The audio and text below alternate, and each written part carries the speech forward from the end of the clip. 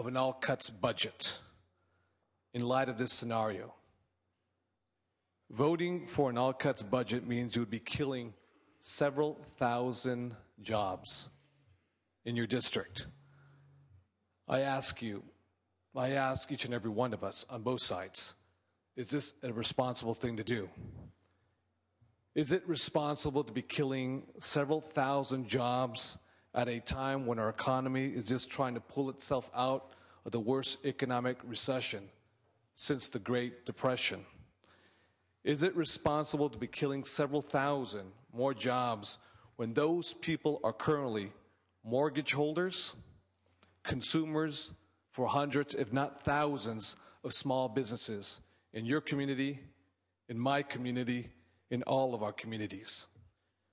Do you really want to show up for a ribbon cutting for that specific announcement? I can see the cameras rolling in as you stand in front of a shuttered small business as you eulogize its demise. I know it sounds quite ridiculous, ludicrous in fact, but I'm glad that Mr. Berryhill underscored and emphasized a very important point that I agree with him. The economy is recovering, albeit somewhat very slowly, but we cannot step on the recovery of this economy. My fellow members, I'd like to take this opportunity to share with you a few facts from letters that I've received from leaders in my district that highlight the devastation that would be wrought by the implementation of, in fact, an all-cuts budget. I contacted Los Angeles Unified School District Superintendent Dr. John E. Deasy, a fine fellow from the East Coast, a man with a very independent streak. Now, for those who know or don't know, Los Angeles Unified School District is home to 700,000 kids. In fact, those 700,000 kids represent 10% of the school's population in the state of California, K through 12, 700,000.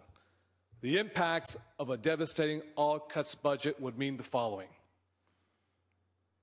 Just this year alone, with the prospects of an all-cuts budget, LA Unified School District was forced to send 73,000 job notices to teachers, counselors, and school officials who will lose their jobs.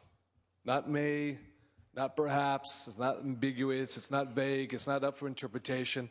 73,000 school personnel, counselors, librarians, teachers will lose their jobs. With an all-cuts budget, LA Unified School District will be forced to operate a 2011 education system with a 1999 education budget. 2011 with a 1999 school budget. That means specifically the closure. It means the closure of 120 elementary schools.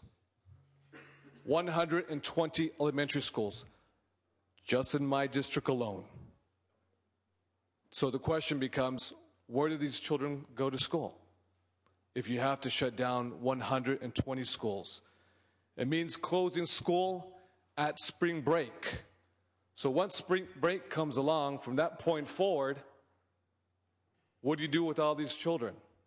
Daycare, working class parents have to do everything to keep the roof over their head and put the food on the table and put the clothes on their children's back. Spring break forward, what do you do with all these children?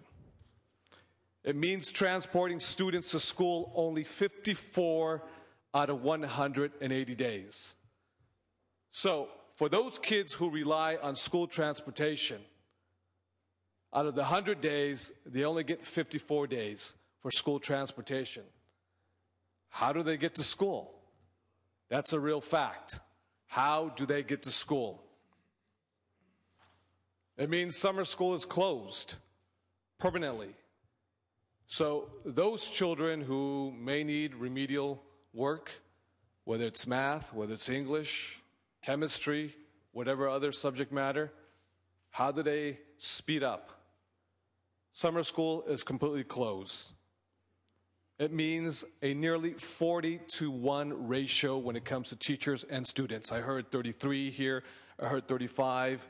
I know every school district is a little different, because we are the largest school district in the state, the second largest in the nation, it means 40 teachers, or I should say 40 students to one teacher. No more summer school. So when we talk about Brown University or Stanford University or UC Berkeley or UCLA or Cal State LA, those dreams diminish quite quickly for these young children who should be given every single opportunity to succeed. In the past 3 years, LA Unified School District has already eliminated 5,900 teacher jobs and 10,500 classified positions. That's almost 17,000 jobs. 10,900 classified positions, 5,900 teacher jobs. Since 2009, my school district has cut $1.5 billion from its budget. And some say that we haven't cut enough. I think that's preposterous. $1.5 billion since 2009 that has already been eliminated, and 17,000 jobs. I also heard from my public safety officials, including Chief Beck, Charlie Beck, Chief of Police, Los Angeles Police Department, born and raised in Los Angeles, a native Angelino, and also Sheriff Lee Baca. Lee Baca also born and raised, in fact, in my district, in the city of Los Angeles, as well as fire chiefs. It is frightening. It is frightening to underscore and contemplate the job losses that will incur with an all-cuts budget. The Los Angeles Police Department alone will lose $29.1 million. $29.1 million, which equals substantial job losses. That means more criminals than cops on the streets. For LA, more criminals than cops. The LA Fire Department has recently taken $53.7 million cut. An all-cuts budget means an even greater jeopardy and more job loss. Another hit to our economy. That means more fires than firefighters in our own communities. Do we really want more criminals and cops in the streets of Los Angeles? And do we really want more fires and firefighters in the streets of Los Angeles? Of course not. And I would even venture to say that my folks in the most rural areas of the part of the state of California don't wish that on my community and my part of the state.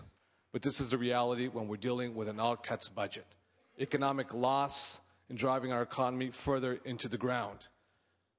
Now, this is not abstract.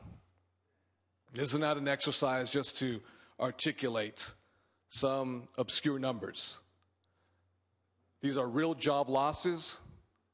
These are real lives. These are real human beings. These are real impacts. And these are real consequences on those individuals who will lose their jobs in our community. My fellow Democrats here have already made great sacrifices that disproportionately impacts many of our communities, probably even more so than anyone else. Devastating cuts that hurt the most vulnerable in our society, senior citizens, children with developmental disabilities, the youngest. Been very painful for each and every one of us. But I would say that we've all made very real and genuine sacrifices, and we have to come together if we're going to vote for an extension of some type. This situation, I would say, requires all of us to put ideology to the side. It does require courage. It does require sacrifice from leaders so we can step up to the plate and save our state. I understand my colleagues on the other side. I have a lot of respect for my colleagues. They're in a tough situation. Democrats are in a tough situation, but guess what? We're all together in this very tough situation. In some form, way, or shape, we have to come out of this together. We have to come out of this together, and we have to do everything humanely possible in this most extraordinary period in our history to save this economy and to save jobs. to save teachers, to save police officers, to save firefighters. So with that, I respectfully ask for aye vote. Thank you very much, Mr. President. Further debate or discussion? Further debate or discussion? Senator Vargas. Thank you, Mr. President. There's a number of letters that I would like to read, but I'm not going to do that. Instead, I'd like to address some of the issues that our colleagues brought up here today, in particular, proper perspective and Texas. Proper perspective. I think it is important to put our woes, our budget, in the proper perspective. And I think the best way to do that is to take a look at what's happening around the country. In fact, I've heard Texas mentioned because supposedly Texas is doing so well. Some of us, including myself, like to read the Wall Street Journal and Bloomberg Business Week and the Harvard Business Review. I am a corporate lawyer. Before I got into politics, that's what I did. And for 4 years, I got the opportunity to go back to my profession and get really, I think, a perspective that's important. And while I was reading Business Insider, I came across this article of January the 3rd this year. I think it's important. It says this: there's one huge state budget crisis that everyone is refusing to talk about. You know the story, and you know the names. States like Illinois, New Jersey, New York, and California are supposed to be huge financial trouble, thanks to governments that are business unfriendly with regulations, and they also have strong public sector unions. But there's one state which is fairly high up on the list of troubled states that nobody is talking about. And there's a reason for it. The state is Texas. So why haven't we heard about Texas? One of the most important economies in America. Well, it's because it doesn't fit the script. It's a pro-business, lean spending, no union state. You can't fit into a nice storyline, so it's ignored. Continuing the quote. But if you want to make comparisons between U.S. states and alien European countries, think of Texas as being like America's Ireland. Ireland was once praised as a model for economic growth. Conservatives loved it for its pro-business, anti-tax, low-spending strategy and hailed it as the way forward for all of Europe. Then it blew up. That's the situation that Texas faces today. In fact, they recently had an election last year where they were saying that there's this Texas miracle, that they're not facing the same problems that the rest of the states are facing, which was completely untrue. They have a 2-year budget cycle. They budget for 2 years. They weren't telling the truth about the gigantic problem that they were going to face and that they're facing now. So facing this big problem, what did they decide to do? Did they decide then to face up and make the difficult cuts? Well, they made some very, very painful cuts, and then they went to gimmicks. They went to gimmicks. I don't know if our former governor happens to be in Texas these days, but they went to gimmicks. They gave Medicaid a $4.8 billion IOU that somehow they're going to pay down the road. And so today I think it's important for us not to do that, to remember that the economy, especially in the areas where you have a very depressed housing market, we're all feeling the same pain. Let's not destroy our economy, and let's not go on and continue to go on with these gimmicks. I think the governor has given us a budget that's balanced, that puts us on the right track to recovery. And let's not pretend that it's only in California. In fact, the state that has the worst budget problem is actually Arizona, followed by Nevada, not California. And yet we hear over and over again how businesses are leaving there. Well, if they aren't doing much for that economy because they're in shambles. So I think that this is the right way forward. I know that it's a very difficult vote for our colleagues on the Republican side. I understand that. They may be giving up their political careers. But you know what? I know that they have courage. We know them. They're good people, and I think it is time that we take a look at this and say, how can we shave a little here or there, but ultimately get your vote, because we need to move California forward, quit with the gimmicks, and quit pretending that it only happens in California. Texas is the best example. Thank you, Mr. President. Senator Cannella. Thank you, Mr. President. Colleagues, I've listened to the debate today, and I've enjoyed what I've heard, and I think as I've gotten to know all of you, I know we all care very deeply on both sides of the aisle, and that's one thing that I've been very impressed with since I've been here. And I can say beyond a shadow of a doubt, me personally, I do not want an all-cuts budget. I don't. I know it's going to be hurtful to my community and to the communities that we all live in, and I think it's bad policy. However, if we think that by raising taxes we're going to fix this economy, that is folly. That is not going to happen. The only way we can fix this economy is to get our neighbors back to work. We have got to stimulate the job growth in this state. Only by the private sector working can we continue to employ the very important public sector that we all rely on, our teachers, our police officers, our firefighters. But as a great president once said, a rising tide lifts all boats. We have got to get the private sector working again. Well, how do we do that? How do we do that? We've all been wrestling with that. We've all been looking at different ways to get people working. I would argue that some of the things that came out of here last week go the opposite direction. But besides that, I think it's through common sense regulatory reform. We have got to look at the way we do business in this state and I think modify the way we enact regulations. And I'm not talking about a wholesale discount of every regulation, because ultimately regulations are the byproduct of the laws that we pass. But we should have a more scientific way of enacting regulations. And so some of the things my colleagues and I have been working on are things like an economic analysis of regulations. I know as a legislator, I certainly want to know what the impact a regulation will have on the private sector or the public sector for that matter. So I want more information. So we've offered things like if a regulation will have over a $25 million impact on the economy, then we'll look at it. We'll analyze it.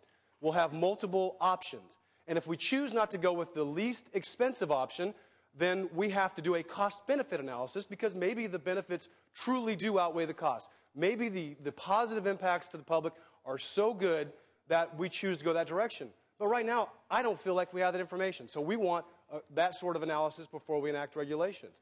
I think with that alone, if we truly understand, the regulatory agencies truly understand the cost to jobs for the regulations we enact, I think we would pause and maybe consider other things.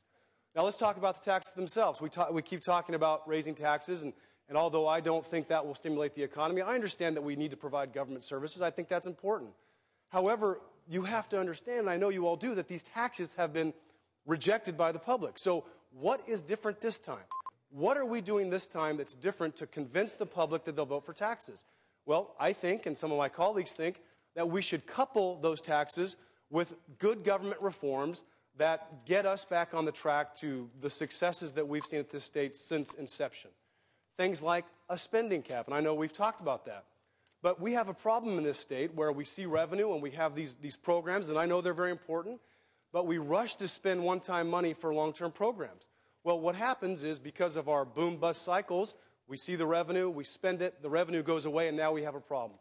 So we think that we should provide a spending cap, limit it to, CPI plus population, some factor where it's between 3 and 5%. So there's still the ability to grow some programs, but it limits us on what we can do. And we do that until we pay off our $27 billion to $35 billion budgetary debt, because what's happening is our debt is so high that our bond rating is so low that we pay a significant more anytime we want to sell bonds. So we've got to get that under control. So we need to be able to prove to the public that we are getting our fiscal house in order, and I think we do that through a spending cap. We also do it, in my opinion, through pension reform. Now, I'm talking about common sense pension reform that is fair for the employee and is fair for the protects the taxpayers. Because if you talk to some of our colleagues in the public sector, they say we have a $60 billion unfunded liability. If you talk to, if you read a Stanford study, it's a $500 billion unfunded liability. I know there's debates on both sides, but it's somewhere between there. It's between $60 and $500 billion. It's not sustainable. So before we go and ask the taxpayers for more money, we should say, look, we know this is a problem and we're fixing it. So if we're going to go to the taxpayers and ask for more of their hard-earned money, because I'll tell you, I'm in the private sector, and I've unfortunately had to lay off several of my employees. I don't know if any of you have ever had to do that before, but it is very painful when you're laying off a head of household who has a family. It's very painful. But before we ask them to pay more money, We have to get our fiscal house in order, and I believe the reforms that we've brought forward do just that. And if we go to the taxpayers and we ask them for more of their hard-earned money without enacting those, they will lose again. So we have a lot to do. And I understand today we're going through budget issues, but we have a lot to do, and I hope we get there. So thank you. Further debate or discussion? Senator Padilla. Thank you, Mr. President. Really enjoyed the discussion so far this morning, and thank Senator Steinberg for having encouraged all of us to analyze our districts and talk to our constituents and bring home what the potential impacts of what the next budget will be, whether it's a budget that, similar to what the governor has proposed, is somewhat balanced between cuts and not tax increases, but an extension of current tax rates, versus a budget that is almost all, if not indeed all, cuts. And from hearing my colleagues this morning on both sides of the aisle, I guess there's good news and there's bad news. Bad news is there's no agreement yet. Then again, it's not quite Wednesday yet. We're not quite at the deadline yet, but there's progress that's been being made. The good news is, and I'm inspired by Senator Canella's remarks here and Senator Berryhill's earlier, is it doesn't seem like we're all that far apart. What lies between where we are today and an agreement is not insignificant, so don't get me wrong. But Senator Emerson is smiling. I know you're a part of this too. We're all a part of this. And I think that's part of my message this morning.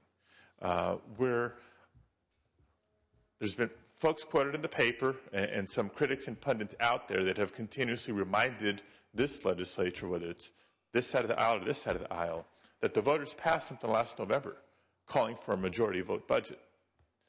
And I agree, that presents a new paradigm for this year's budget process. But let me remind you all what I remind myself of every morning.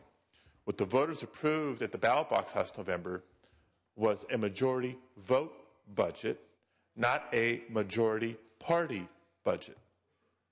I still believe the public expects and deserves us to be working together to find budget solutions and a plan and a strategy going forward. And I believe, to kind of piggyback on Senator Vargas's remarks, that there's more perspective and context to present here. The governor laid out a couple of options. I think he spoke simply and clearly. He suggests the way forward is a balanced approach. A lot of cuts, which have been done, and the extension of current tax rates. And let the voters decide. If they choose no to that scenario, then revert back to an all-cuts solution. But part of the perspective and context I want to remind us of is this isn't the only year in recent years that we've been faced with these challenges. And in fact, the cuts that are being contemplated, the cuts that are being suggested, to hear from some of my Republican colleagues and some Republican friends here, that we still need to cut, that there's too much waste and inefficiencies in state government, I think turns a blind eye to the billions and billions of dollars of cuts that we've had to make in the last several years in public safety, in public health, in education. I, too, am in receipt of a number of letters from both individuals as well as local governments and other constituency groups in my district. And I won't sit here and begin to read from them. But I will share this story. On Tuesday of this week, I was invited by Los Angeles Mission College, community college in the LA Community College District, in my Senate district. I was invited to go as the commencement speaker, as the keynote speaker. And as many of us have done, when you speak to a graduating class, whether it's of a high school or a community college or a university, it's an exciting day for all of them. And it's exciting and a special occasion for their families and their friends. And, what do you say as a commencement speaker? Your first and foremost job is to try to be inspiring, to try to be encouraging. So how are you inspiring and encouraging to hundreds of young people sitting in caps and gowns who are ready to continue their education or in short order enter the workforce when they read the paper every morning and turn to the business section every morning and continue to read and digest some economically discouraging news. So I did my best by sharing a couple of truths, and I won't get too much into detail here, but picking out a couple of sectors that are on the move in California with our increased demand for renewable energy and all the both energy and clean technologies that will be necessary for us to achieve some energy and environmental goals that we've laid out as a state. That has indeed brought venture capital into the state, and that in return, if we get some other policy activity right, can spawn jobs and industry throughout the state, just as we've done with information technology and biotechnology and others. I think that is reason to be optimistic. I shared with the group that day the statistics about the baby boom generation. And over the next 5 to 10 years, the percentage of people in our workforce, both in the public and the private sector, who will be approaching retirement, therefore creating space and a demand for workers in California's workforce. Reasons to be encouraged. But they individually and we collectively as a state can only embrace that optimism and be genuine about it and indeed stay economically competitive with the rest of the state and the rest of the nation if we transition properly. And a big part of that transition is investing in education and investing in the education of that, not workforce far off in the future, that workforce of the near future.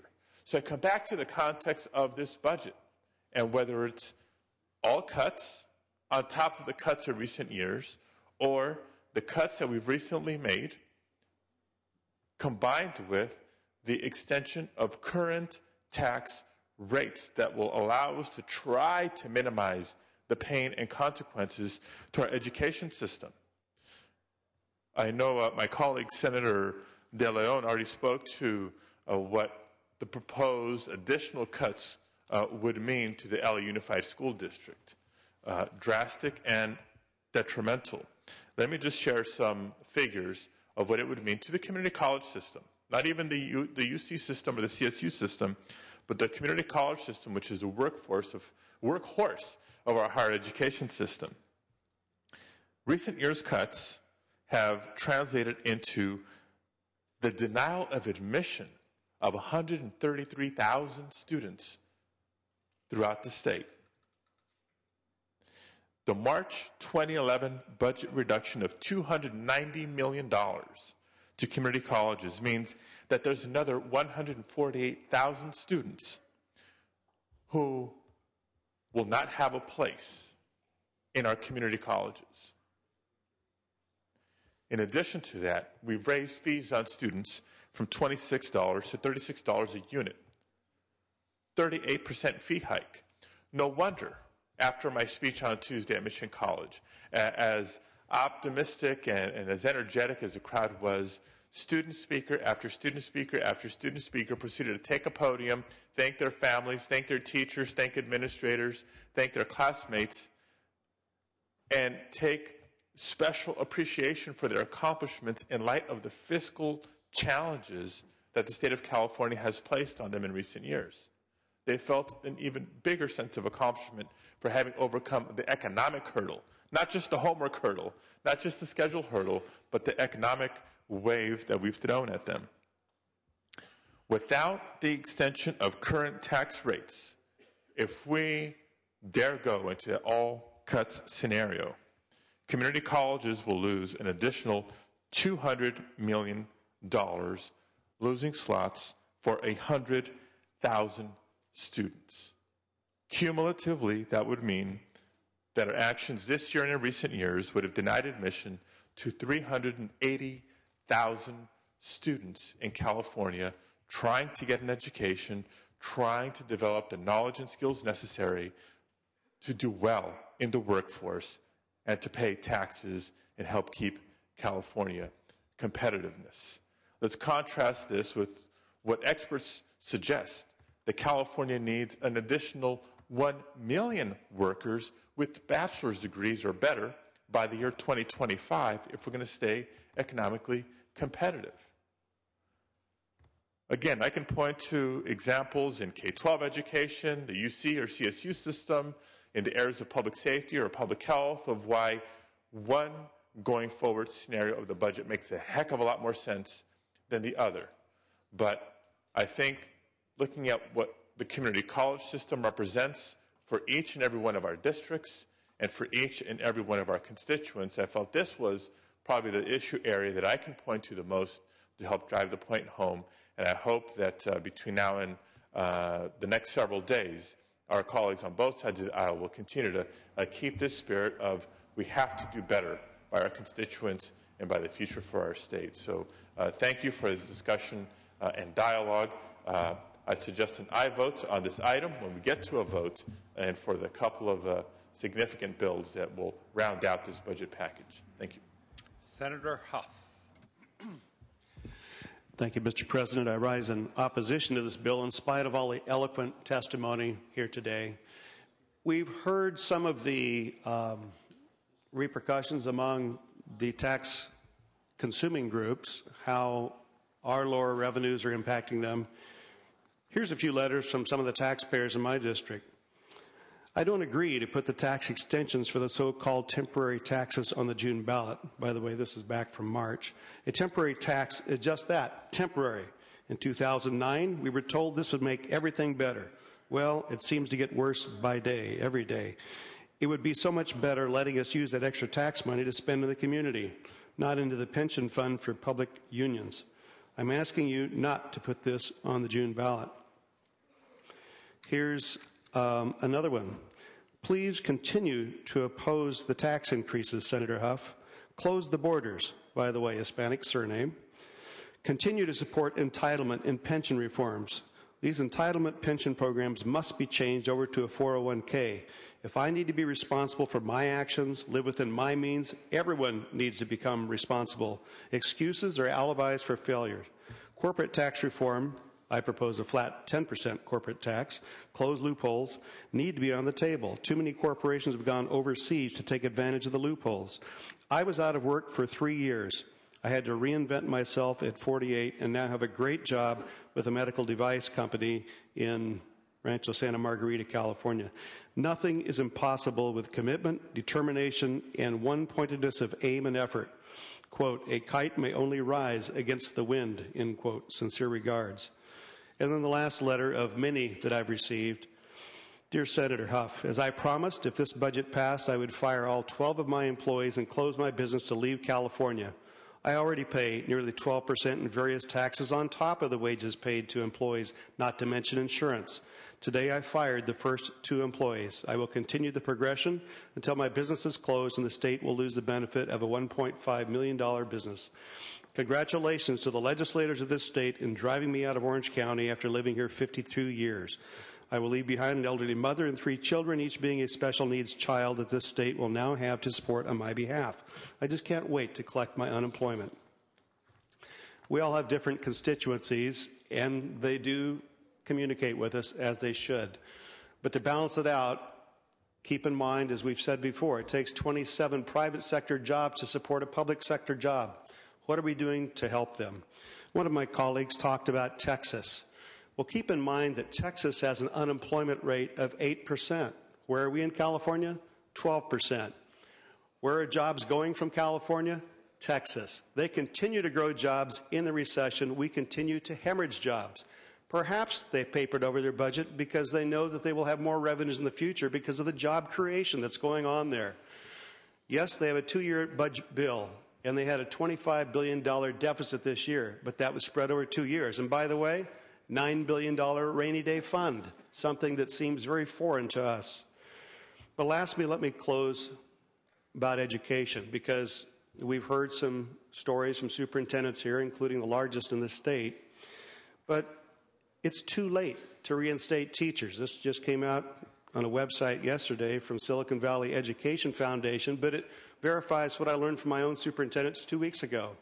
You recall we have a process that requires pink slips to go out on March 15th, and then the schools have to make another decision in May, and then they have to finalize that action. It's too late to reinstate spending in the classroom. And yet, what do we hear from our residents? They want to put money into the classroom. That can't happen now. In fact, California School Boards Association says, quote, districts might find it relatively easy to add back after-school tutoring programs, counselors, and bus drivers, but rehiring teachers and moving kids to different classes mid-year creates substantial problems. And so, whether you have a tax vote in September with a no-tax budget, or whether you have a bridge tax, so-called, that is for a year, because it's hinging upon voters deciding something, the schools can't really take advantage of that right now. It's not going to increase our teachers. And so that brings us back to the reality. If that's education, according to the May revision, is 58% of our state's budget, including K-14 and higher ed, we want to have successful schools, but increasing taxes to get there isn't going to take care of it this year. It's too late. That bus has left the bus shed. So I think the best thing we can do is to be responsible with our responsibilities, to take that no-tax budget, and then if you want to let the people decide, a pathway has been created with some significant reforms, a hard cap in spending, pension reform, regulation reform. Let the people decide then if they want to backfill the public spending or where they want to keep it on the austerity program.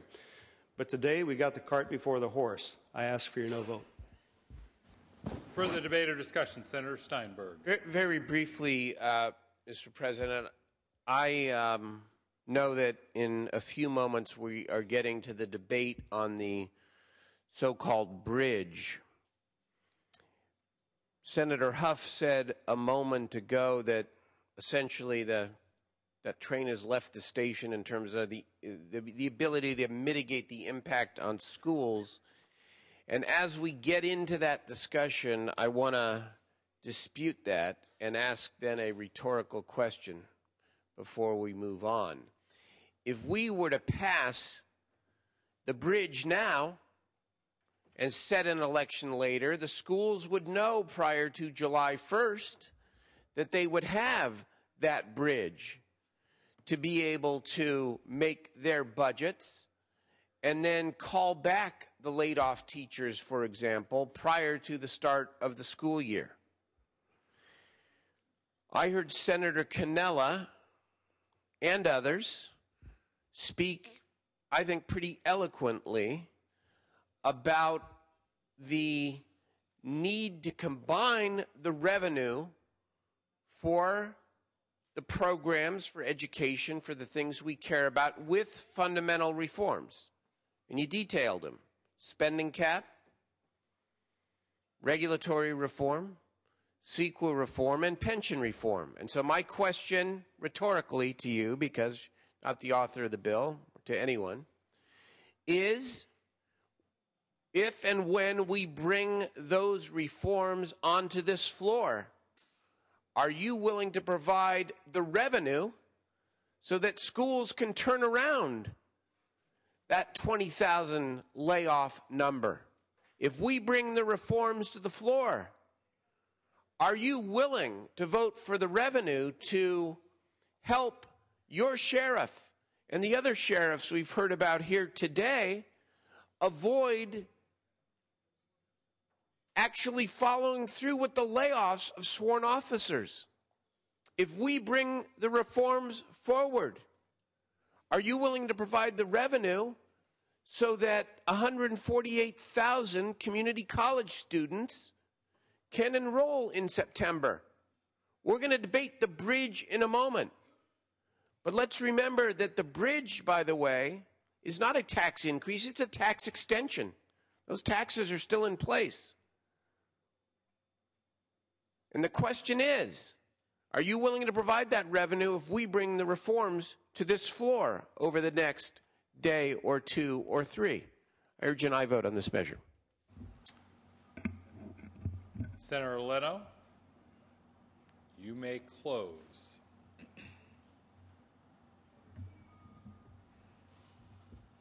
Thank you, Mr. President. Colleague, great debate. I have significant response to many of the statements made, but I understand we're going to take a brief break after this bill before we take up the bridge bill. So all I will ask you is for an aye vote. Secretary, call the roll. Alquist. Aye. Anderson. No. Berryhill. No. Blakesley. No. Calderon. Aye. Canella. No. Corbett. Aye. Correa. De Leon. Aye. DeSagne. Aye. Dutton. No. Emerson. No. Evans. Aye. Fuller. No. Gaines. No. Hancock. Aye. Harmon. No. Hernandez. Aye. Huff. No. Kehoe. Aye. Lamalfa. No. Leno. Aye. Ted Lieu. Aye. Carol Lieu. Aye. Lowenthal. Aye. Negrete McLeod. Aye. Padilla. Aye. Pavley. Aye. Price. Aye. Rubio. Aye. Runner. No. Smidian. Aye. Aye. Steinberg. Aye. Strickland. No. Vargas. Aye. Walters. No. Wolk. Aye. Wright. Aye. Wyland. No. Yee. Please call the absent members. Correa. Correa, aye. Ayes 24, noes 15. The bill is passed. Senator Steinberg, for what purpose do you rise, sir? Thank you very much, members. We're going to take a brief half-hour break. I'm going to ask the members to stay within the area of the floor, the lounge, and all that for half an hour, and we'll come back and we will resume at 1:30. Well, Senator Steinberg, I understand that we're going to take a break until 1:30. Is that correct, sir? That you're asking members to stay on the red carpet in the immediate area? And Senator Steinberg, do I understand you, Senator Steinberg?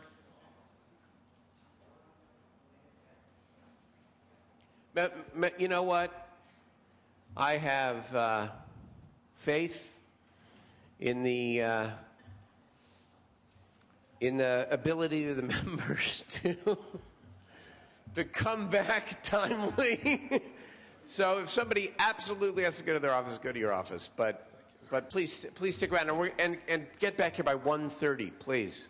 Thank you, Senator Steinberg. Members, the announcement from the President Pro Tem is that we will stand in recess until 1:30 sharp, at which time we will reconvene the State Senate for budget bill action. We stand in recess.